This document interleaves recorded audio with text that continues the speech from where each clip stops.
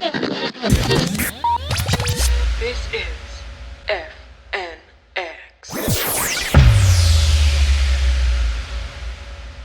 I don't know about you guys, but I have not ever met a 21-year-old who was not an absolute idiot. Okay, like, the things that I did that were terrible when I was 21, do you know what they were? No, you don't. because I destroyed the VHS tape.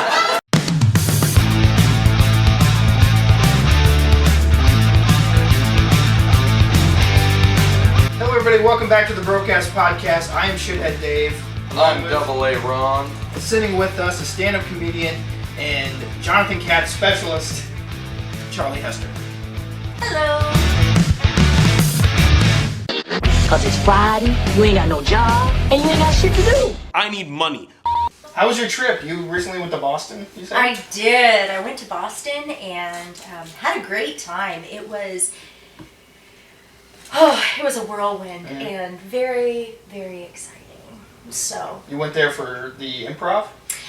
actually, no. Jonathon Katz is doing a new live show called Hey We're Back, and it was a lot of the folks who had worked on the show Explosion Bus, which I had a spin-off of. Yeah. And so I decided I would go up and go see the show. And while I was there, I did a little stand-up comedy as well.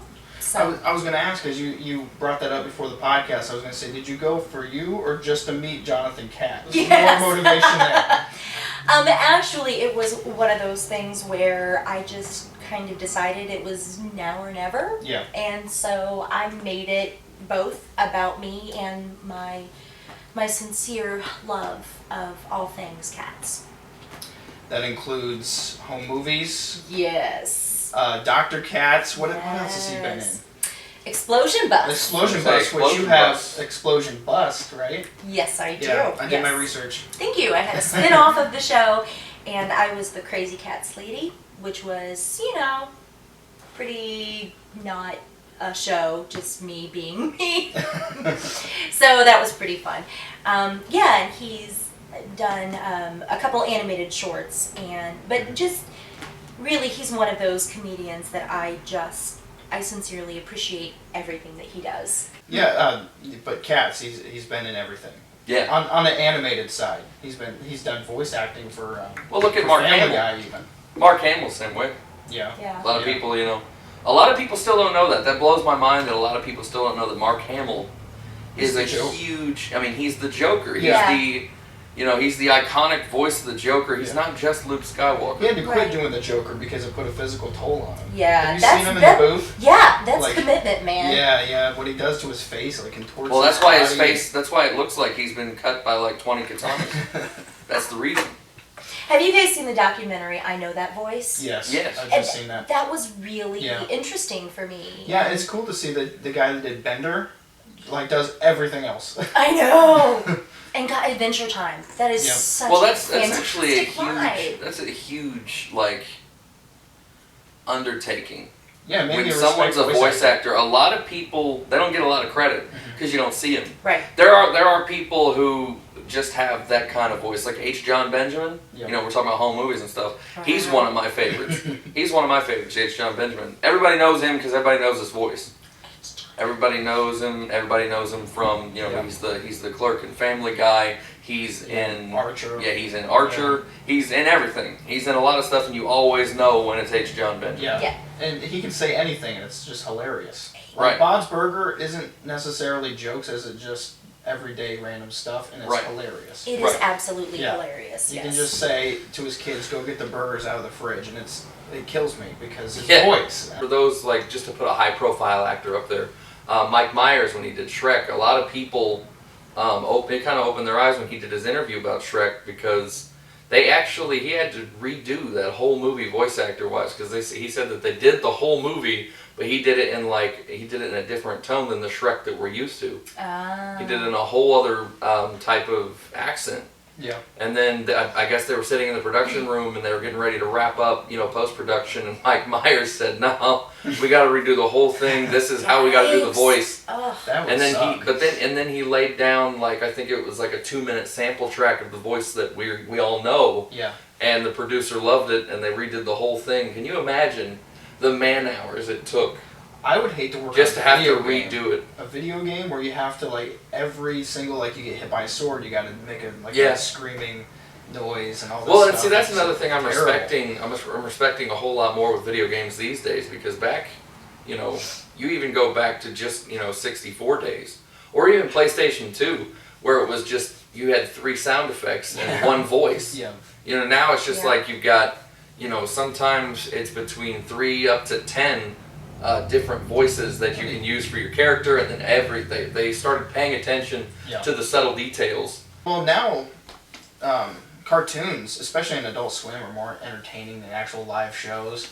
to I me. love Adult Yes. Swim. And I watch a lot of Yes. Netflix Kids, probably more than I should.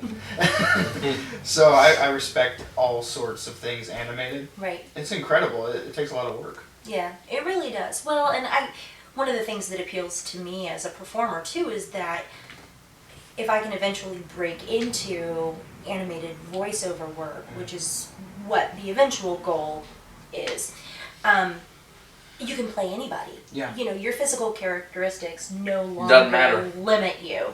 Like in South Park, they only have one woman to play all women in South Park. Right. It's just Right. the same person, and then Matt and Trey. Yeah. That's it. And Matt and Trey do so many of the voices. Which, South Park, it's not a good example for voice acting work because it's always Trey just screaming. But, yeah, that's incredible, though, that they can keep your attention with Yeah. just 3 people. But let's switch over to what you do now. How'd you get into stand-up comedy?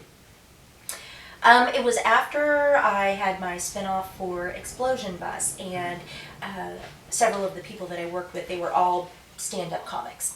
And so I just thought, it terrifies me. I'm going to try it. Yeah. Because, thrill of the chase and all that jazz. So, yeah, I gave it a shot, and the first time was probably more awful than I will ever care to remember, because that's how it is the first time. It's, I can attest. it's kind of like having sex for the first time. Mhm. It's like really scary and You're up nerve-wracking, there, and you it's don't know over what you're so doing. fast, Yeah. Yeah, but at the end, you know that you like You're it. kind of thrusting in the dark, kind of, I know how it is. You'd have to be a special kind of person to subjectify yourself. Go out in front of a bunch of strangers and try to make them laugh. Yeah, you've got to have some level of brokenness to Yeah, oh, really yeah. be, to be successful at what you do. Yeah. But it's because you're broken that it doesn't matter if you open up and share, because you're already falling apart anyway. Yeah. So, and then that's what creates this connection between the comedian and the audience. See what I think? I think you either have to be, like you said, a broken person to some degree. You have to have just gotten pushed to that point where nothing matters.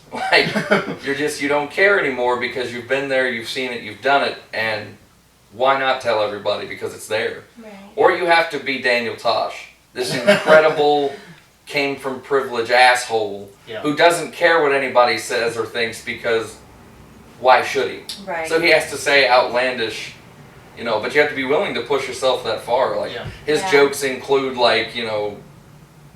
child rape and things of that nature. Oh gosh. Right, which a lot of people do that. They're like, oh, Yeah. but he has to push it, because nobody's going to laugh at The him if only- he says something bad The only happens to him. person that works with that should be just killers is Louis C.K.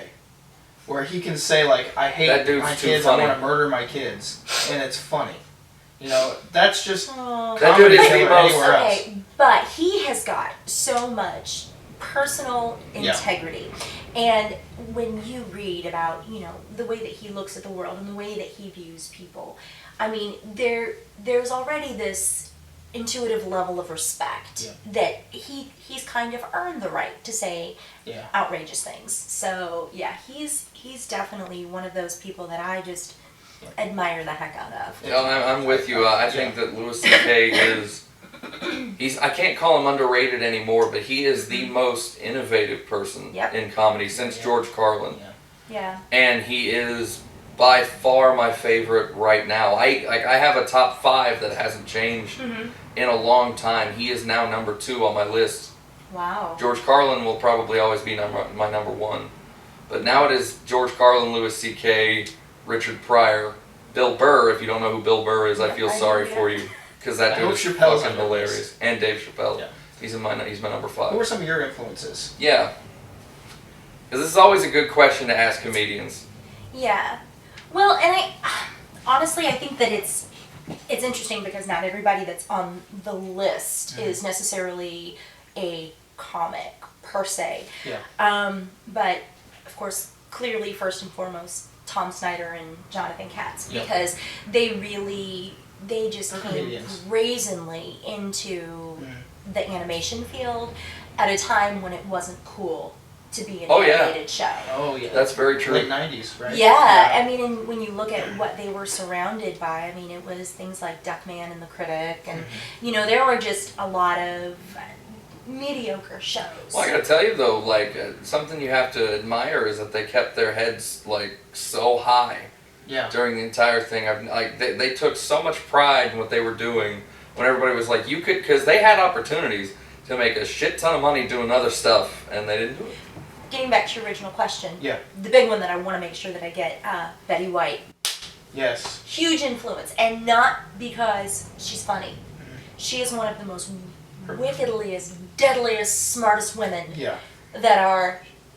She's an insane businesswoman. Oh my! Is she 90-something, 93 by now? Yeah. Your spectrum there is just like insane. You got Jonathon Katz, and then going all the way back to the beginning of television. That's an incredible thing to pick for inspiration. Well, but I think that true comedy, when you look at, I mean, there are people who they make bank on topical and cultural things, but the real essence of comedy is that you find the common ground with people and you make them laugh. Yeah. And I think that that's something that a lot of people tend to miss. You know, they tell jokes for shock value or, just for the sake of just being out there and outrageous. Do you really blame people, especially comedians nowadays? Can you blame them for going for shock value? Because as a society as a whole, we've become so desensitized to humor in general. When I very first started, I thought that was how stand-up comedy was supposed to be. And what I found was that is not who I am as a comedian. It made me feel a little dirty, to be honest, because I know that I am capable of, hello, I know that I'm capable of coming up with smart, clever things. Yeah. And for me, I understand. People do the shock value so that, there can be big laughs and that everybody in the place is rolling. I don't care if everybody in the room is laughing. I'm not looking for, I mean, it's always great when that happens, but I'm looking for those one or two moments of where you see the light go on in somebody's head and they go, whoa, that's almost shock humor now, because shock humor has gotten so just bland. Now shock humor is being creative and like... Right. I agree with you. I think that that's real comedy. Is when you can... Because, I mean, I'll be honest with you, I love the big laugh. I love it. I love I love making people laugh. It's something I do on a daily basis, whether I'm just with one person or a group of people. Right. I love making people laugh. So when I get a whole room full of people laughing, that's where I find, and it doesn't always have to be shock value humor. Yeah. But I enjoy that. So I don't find it cheap when people do use shock value. Right. Because that's what we're up there to do, is to make people laugh. Right. So whatever avenue you got to do. Sure. But the smart comedy is my favorite. Yeah. So. And the thing about the difference between like the really clever headspace kind of jokes and the shock value is that when you do shock value, you're just it's like you're taking a fishing pole and you're fishing in a fountain that has fish in it. But when you do the smart humor, you're throwing it out into the ocean where you don't know if you're going to catch a thing. Yeah. But you just might catch that one great big joke that just, I mean, resonates with everybody. And it brings you so much more joy when you've made people laugh by something that is extremely clever than, you know, for the fact that, you know, you made terrible jokes that, you know, people were like, oh, that's disgusting. You know, it's just for me, that's where I love the challenge. That's the chase that I go after. I want the big white whale, man. The one that I think is elusive, but man, I am just going to keep going out and trying to get it all the time. Do you take mental notes of like that worked, this didn't work, and are you trying to form like the perfect show of just unique comedy that it worked and just a killer show? Is that the goal? Well, I analyze absolutely everything that I do. It's really important to me to go back and, you know, look at the video footage and, you know, really figure out, okay, this is, you know, this part worked, this part didn't, and then keep going back and tweaking it. Yeah. Oh, yeah. Little increments at a time until you do find that one sweet spot, and then I know that I have that set down. Yeah. And then I move on to the next set, so that, you know, I just kind of keep building with what I have available and at my disposal up here Yeah. for comedy. See, that's what I like to ask because I like stand-up, have no idea, and I have no room to talk about it because I just don't do it. I'm more of a sketch guy. So I love having people like you on the podcast just to pick your brain and to ask like what, like the formulas to stand up and the process and what works, doesn't work. Well, and I think that is the fun thing about stand-up comedy is even though there are methods and there are ways that you can improve it, but there's really no scientific formula that makes it good. And there's a lot of people who have been trying to crack that code for a long time. Right, Yeah. and they're happy to sell you their ideas for $79.99 in a monthly subscription. Have you guys seen the new animated show on Netflix, BoJack Horseman? Have you guys watched that I yet? have caught an episode or two. It is funny, but it's not something that right now I can see myself going out of my way to watch. Okay. Well, Bob's Burger actually took me a couple episodes, which is... It did the same for my husband, yeah. Because I love home movies, I was hooked right away, but Bob's Burger, for some reason, I don't know. I probably had to get used to the thing, to the fact where there's not going to be big jokes in this one. Right. It's just going to be Bob working at his burger shop. Yep. You know? But, Bob's Burger reminded me a lot of the Oddballs. I think that's what it was called.